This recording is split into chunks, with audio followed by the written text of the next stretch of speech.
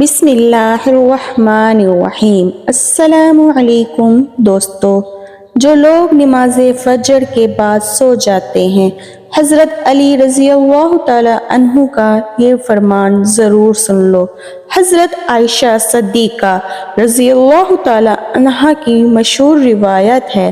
ترجمہ: پھر جب مؤذن فجر کی اذان دے کر خاموش ہو جاتا اور فجر طلوع ہو جاتی یعنی صبح کی روشنی پھیلنے لگتی تو آپ صلی اللہ علیہ وآلہ وسلم کھڑے ہوتے اور 2 رکعتیں ہلکی یعنی فجر کی سنتیں پڑھتے اور اس کے بعد اپنی داہنی کروٹ پر لیٹ جاتے، یہاں تک کہ مؤذن اقامت کہنے کی اجازت حاصل کرنے کے لیے آپ صلی اللہ علیہ وآلہ وسلم کے پاس آتا تو آپ صلی اللہ علیہ وآلہ وسلم نماز کے لیے مسجد تشریف لے جاتے۔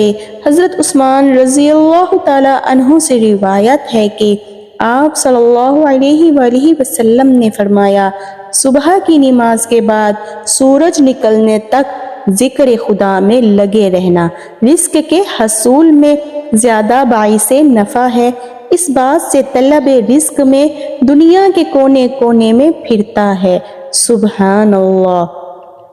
حضرت سیدنا فاطمہ رضی اللہ تعالی عنہ بیان کرتی ہیں، میں صبح کے وقت سوئی ہوئی تھی کہ رسول اللہ صلی اللہ علیہ وآلہ وسلم میرے پاس سے گزرے اور آپ نے مجھے پاؤں سے ہلایا، پھر فرمایا، بیٹی اٹھو، اپنے رب کی طرف سے رزق کی تقسیم میں شامل ہو جاؤ، غفلت شعار لوگوں کی عادت اختیار نہ کرو۔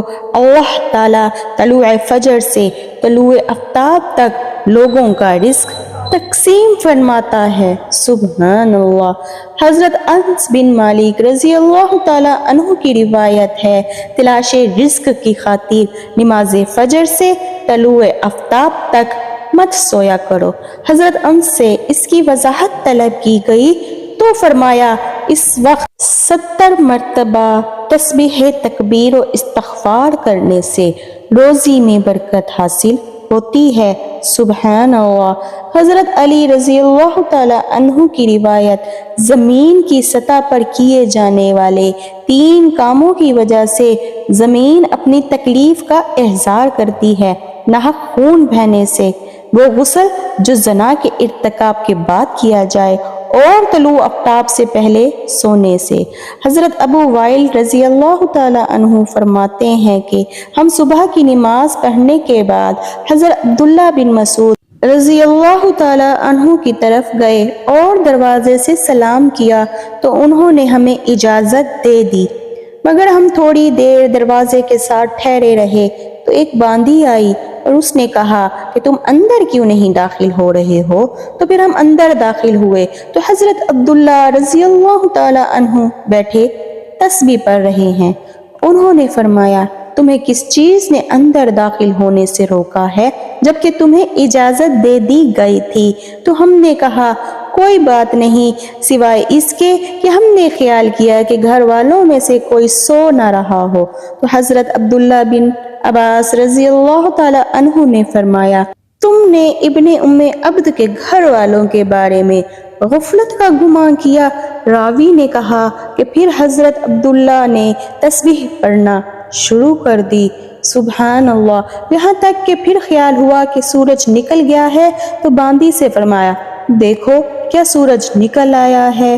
متعدد روایات میں ہے، اللہ تبارک و تعالی صبح صادق سے لے کر طلوع آفتاب تک مخلوق کے لیے رزق تقسیم کرتے ہیں، یعنی جو لوگ اس پورے وقت میں غافل رہتے ہیں وہ رزق کی برکت سے محروم رہتے ہیں۔ اس حدیث سے یہ بات معلوم ہوئی، یہ ممانعت صبح صادق سے لے کر طلوع آفتاب تک پوری درمیانی وقت میں سونے میں ہے۔ اس وقت سونا غفلت شعار لوگوں کا رویہ ہے، اسی طرح سلف کے تعامل کے بھی خلاف ہے۔ نبی کریم صلی اللہ علیہ وآلہ وسلم اور صحابہ کرام کا طریقہ کار یہ تھا، جب وہ فجر کی نماز پڑھ لیتے تو سورج طلوع ہونے تک اپنی نماز کی جگہ ہی بیٹھے رہتے اور ذکر و اذکار میں مشغول رہتے۔ اس وقت میں ذکر خدا میں لگے رہنا رزق کے حصول میں زیادہ باعث نفع ہے۔ آج ہمارے معاشرے میں یہ ٹرینڈ بنا ہوا ہے، نوجوان رات کے 2 بجے 3 بجے موبائل، فیس بک، واٹس ایپ ان سب پر لگے رہتے ہیں، پھر ان سے صبح کی نماز بھی قضا اور دوپہر کے 12 بجے 1 بجے تک وہ آرام فرما رہے ہوتے ہیں، اور گھر میں ایسا کوئی بھی انسان نہیں ہوتا جو انہیں ایسا کرنے سے باز رکھے۔ آج ہم آپ کو بتائیں گے حضرت علی رضی اللہ تعالی عنہ نے ایسے نوجوان کے بارے میں کیا فرمایا ہے اور کیا کچھ ان کی قسمت میں لکھ دیا جاتا ہے جو ایسے حالات کی لپیٹ میں آ چکے ہیں۔ حضرت عبداللہ ابن عباس رضی اللہ تعالی عنہ سے روایت ہے، جو بھی انسان صبح سویا پڑا رہتا ہے تو اس عمل کو اسلام نے سخت ناپسند قرار دیا ہے۔ دوپہر کے علاوہ کسی بھی وقت مت سویا کرو۔ جسے قیلولہ کہا جاتا ہے وہ دوپہر کے اوقات میں ہی ادا کیا جاتا ہے، اور یہ عمل ہمارے نبی حضرت محمد صلی اللہ علیہ وآلہ وسلم بھی کیا کرتے تھے۔ قیلولہ وہ نہیں ہے جس میں انسان دوپہر میں پیٹ بھر کر کھانا کھا کر سو جاتے ہیں۔ قیلولہ سے مراد وہ عمل ہے جس میں آپ کھانا کھا چکے ہیں یا نہیں، بس تھوڑی دیر آرام کرنا دوپہر کے اوقات میں، تاکہ آپ کا جو باقی کا دن ہے وہ صحیح سلامت گزرے، اور آپ کے دن کے باقی حصے میں آپ اچھی طرح اپنے کاموں کو سر انجام دے سکیں۔ حضرت علی رضی اللہ تعالی عنہ نے فرمایا، میں نے اللہ کے نبی صلی اللہ علیہ وآلہ وسلم سے سنا تھا کہ کھانا کھا کر فوراً سویا نہ کریں، کیونکہ اس سے انسان کے دل میں بھی سختی پیدا ہو جاتی ہے، اور آج کی تاریخ میں تو یہ بات اس حد تک گہرائی تک آ چکی ہے کہ یہاں پر ڈاکٹرز کا بھی یہ ماننا ہے اگر انسان کھانا کھا کر فوراً سو جاتے ہیں تو وہ دل کے مرض میں مبتلا ہو جاتے ہیں۔ استغفر اللہ۔ اور یہی بات 1400 سال پہلے ہمارے نبی صلی اللہ علیہ وآلہ وسلم نے فرمائی تھی۔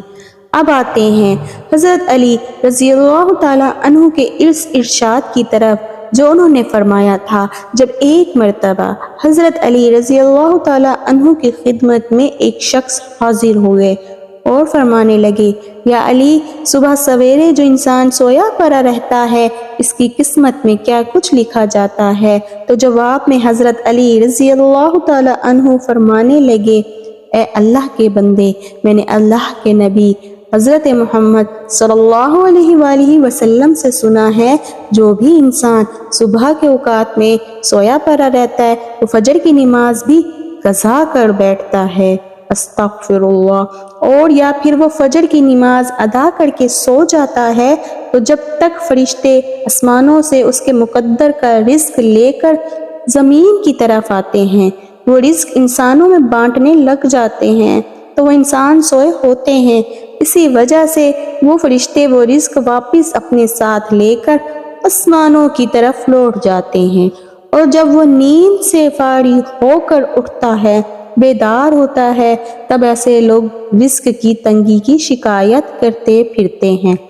آپ نے دیکھا ہوگا جب اکثر لوگ رزق کی تنگی کی شکایت کرتے ہیں، آپ ذرا ان سے پوچھ کر دیکھیں، یہ آپ صرف آزمانے کے لیے آپ ان سے پوچھیں تو صحیح، آپ ان سے پوچھیں گے صبح کتنے بجے اٹھتے ہو تو وہ آپ کو جواب میں لازماً یہی کہیں گے، ہماری تو آنکھ سویرے کھلتی ہی نہیں، ہم صبح اٹھتے ہی نہیں، اٹھنا بہت مشکل ہے ہمارے لیے، لہٰذا یہی وجہ ہے کہ ان پر رزق تنگ کر دیا جاتا ہے، اور پھر وہ تنگ دستی اور بے روزگاری کی شکایات کرتے پھرتے ہیں۔